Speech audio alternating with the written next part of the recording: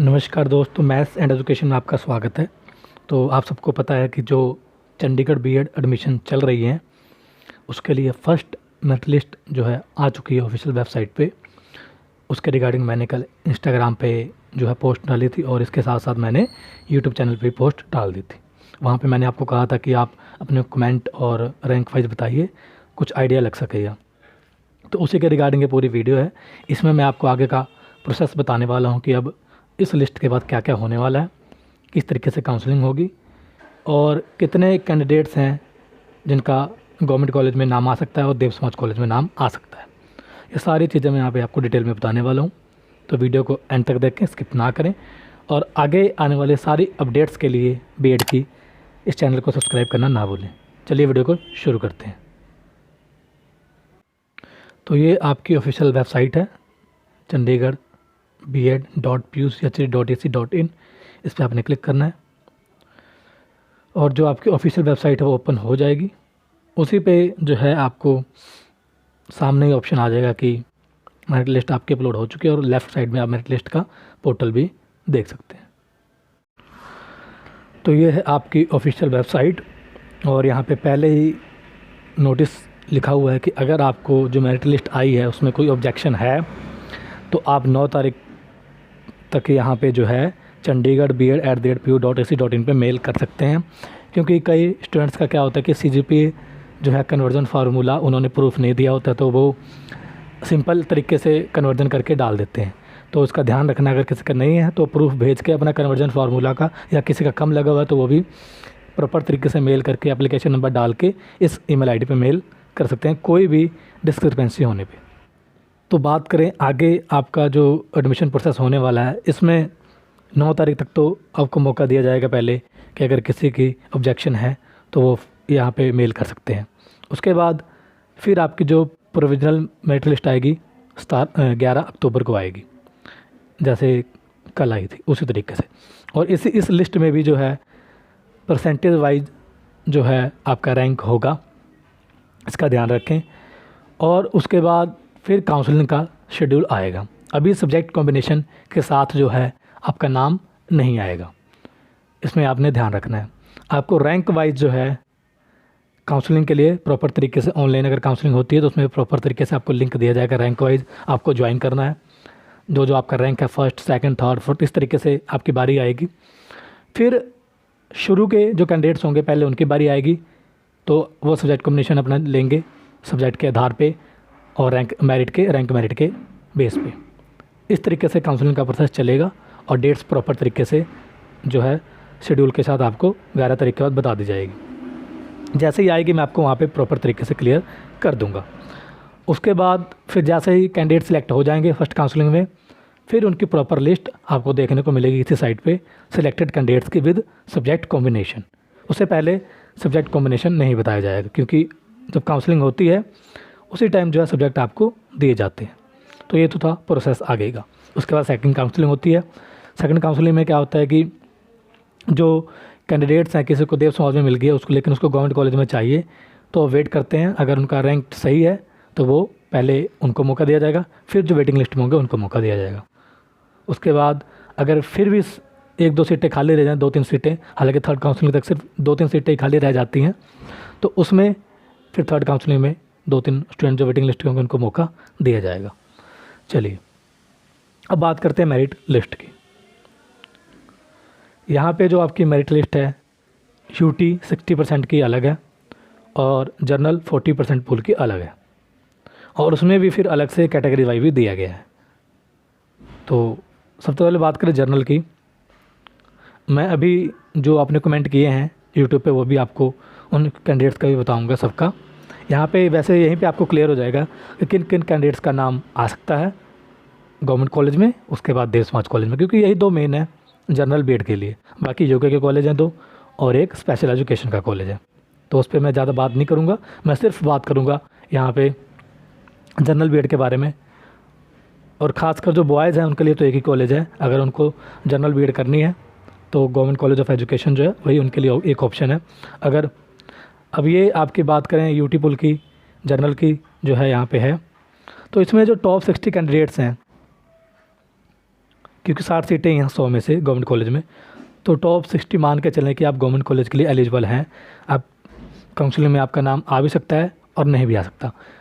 आने के लिए इसलिए कह रहा हूँ क्योंकि 60 सीटें जो हैं गवर्नमेंट कॉलेज की हैं, तो आपका नाम आ सकता है। लेकिन नहीं आने का कारण ये है कि कई बार सब्जेक्ट कॉम्बिनेशन पे बहुत डिपेंड करता है। मैथ साइंस ऐसा सब्जेक्ट कॉम्बिनेशन है जिसकी सीटें कई बार 25 रैंक तक की ख़त्म हो जाती हैं, क्योंकि आपको पता है ये 60 सीटें भी डिवाइड होती हैं फर्दर सब्जेक्ट कॉम्बिनेशन के आधार पे। 6-6 7-7 सबकी सीटें होती हैं, तो मैथ साइंस की भी 6-7 सीटें होती हैं। तो वो जो सीटें हैं अगर 25 रैंक तक की ख़त्म हो गई, यानी कि 25 रैंक के जो बच्चे हैं, ये जो स्टूडेंट हैं 25 रैंक तक के, इनमें से अगर 6-7 बच्चों ने मैथ साइंस ले लिया, क्योंकि यहाँ पे सब्जेक्ट कॉम्बिनेशन बताया नहीं है, इनमें से अगर 6-7 बच्चों ने मैथ साइंस सब्जेक्ट कॉम्बिनेशन ले लिया, तो जो आपकी मैथ की कट ऑफ है गवर्नमेंट कॉलेज के लिए वो यहीं ख़त्म हो जाएगी। इसलिए मैंने कहा कि आपके चांसेस नहीं भी हैं और है भी।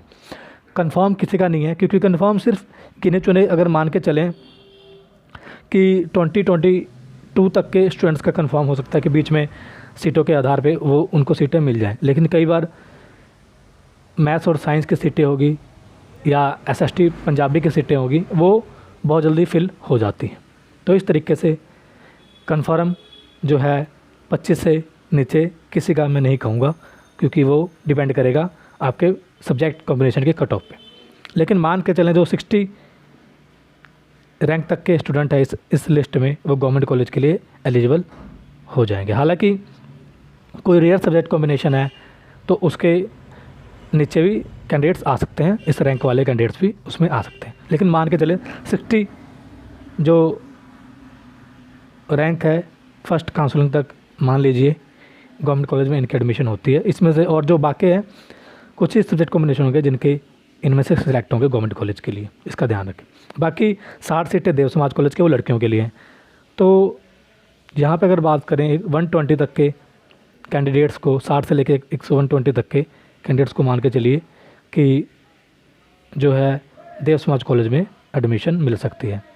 तो मैं अब दोनों का बता रहा हूँ आपको कि गवर्नमेंट और देव समाज कॉलेज तक के कितने कैंडिडेट्स तक के बच्चों को एडमिशन फर्स्ट काउंसलिंग में मिल सकती है। तो वो अगर हम कुछ और ऐड कर दें तो 150 तक के जो कैंडिडेट्स हैं 150 रैंक तक के, उनके चांसेस हैं जो शुरू के 60 वाले गवर्नमेंट कॉलेज में मान लीजिए और बाकी देव समाज कॉलेज में, यानी कि 150 तक के कैंडिडेट जो है फर्स्ट काउंसलिंग में उनको एडमिशन मिलने के चांसेस बने हुए हैं।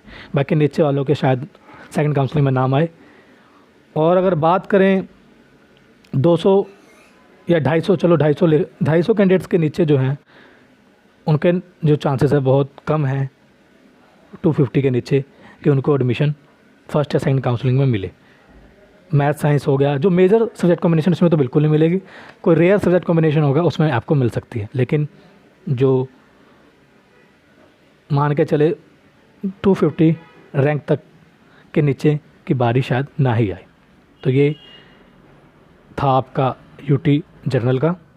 सेम अगर हम बात करें जो आपके ये इसमें कैटेगरी वाइज देखें तो SC ST की जो सीट्स होती हैं वो ज़्यादा नहीं होती है, 2-2 3-3 सीटें होती हैं SC ST की। तो अगर आपका रैंक SC में 10 के नीचे है तो आपके चांसेस बहुत कम है, टॉप 5 में है तो आपका चांस बन सकता है। तो इस तरीके से ये ST SC कि मैं डिटेल में नहीं बता रहा हूँ, क्योंकि मैंने जो प्रोस्पेक्टस वाली वीडियो बनाई है फर्स्ट वीडियो, उसमें मैंने बताया है कि ST SC कितने सीटें होती है, उसमें जाके आपको आइडिया लग जाएगा। बात करें चंडीगढ़ से बाहर वालों की, तो आपको पता है आपकी 40 सीटें होती हैं। तो 40 तक के जो कैंडिडेट्स वो मान के चलो गवर्नमेंट कॉलेज के एलिजिबल हैं और 80 तक के मान के चलें कि देव समाज तक एलिजिबल है। बाकी इसमें भी मैं टॉप 100 तक के कैंडिडेट्स को फर्स्ट काउंसलिंग के लिए जो है फर्स्ट टॉप 100 के जो कैंडिडेट्स हैं वो फर्स्ट काउंसलिंग में एलिजिबल हो सकते हैं, उसके नीचे शायद बारी ना आए। रेयर सब्जेक्ट कॉम्बिनेशन की आ सकती है, major subject combination math science, SST Punjabi, English के साथ साइंस, इंग्लिश के साथ मैथ या SST के साथ कुछ और सब्जेक्ट, उनका जो है नाम 100 से नीचे शायद नहीं आए। तो इसका ध्यान रखें। सेम जो मैंने अभी बताया SC ST के लिए 1-2 सीटें होती हैं, तो उसका आप वहाँ से अंदाज़ा लगा सकते हैं।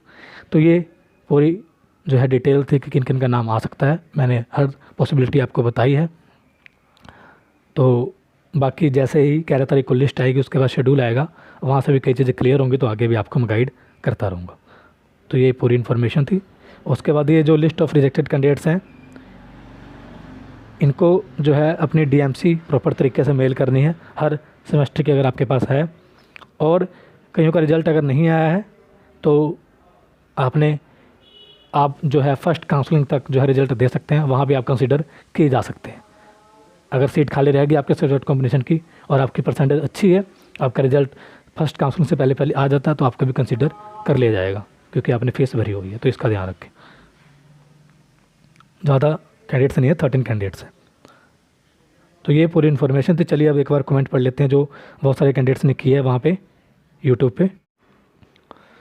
तो कल मैंने जो कम्युनिटी टैब में पोस्ट डाली थी, वहाँ पे बहुत सारे कैंडिडेट्स ने कमेंट किए हैं, तो उनके रिप्लाई एक बार मैं दे देता हूँ जल्दी से। वैसे तो मैंने डिटेल में बता दिया, अगर आपने इस समीकरण को, इक्वेशन को समझ लिया तो यहाँ पे सबके रिप्लाई अपने आप ही मिल जाएंगे, लेकिन फिर भी कई स्टूडेंट्स ने की है तो मैं उनको प्रॉपर तरीके से यहाँ पे गाइड कर देता हूँ। तो यहाँ पे जो है रैंक 96 SC, देखिए SC में सिर्फ मैंने आपको कहा 2-3 सीटें ही होंगी, तो आपका जो यहाँ पे नाम 96 रैंक पे SC में तो नहीं आएगा। उसके बाद डिफेंस में 16 है, डिफेंस की 2-3 सीटें ही होती हैं, तो उसमें भी शायद आपका नेम ना आए। उसके बाद यहाँ पे